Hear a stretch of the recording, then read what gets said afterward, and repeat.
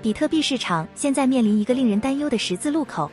自4月初的飙升之后，比特币的价格动向已经引起了 CryptoQuant 分析师的警报。这种近期下跌，恰逢比特币测试了200天移动平均线$82,400，与2022年熊市期间观察到的类似模式呼应，引发了一个关键问题：历史真的在重演吗？此外，交易商的未实现利润达到了惊人的17.7%，与2022年3月的水平相符，这表明了潜在的抛售压力以及显著的情绪转变。此外，美国劳工部公布的生产者价格飙升的最新数据，进一步加剧了这种下行趋势，表明比特币对经济指标越来越敏感。5月4日，交易商撤出了约12亿美元的比特币，目前7万美元附近的支撑位正受到严密关注。您可以在描述中的链接中找到完整的故事。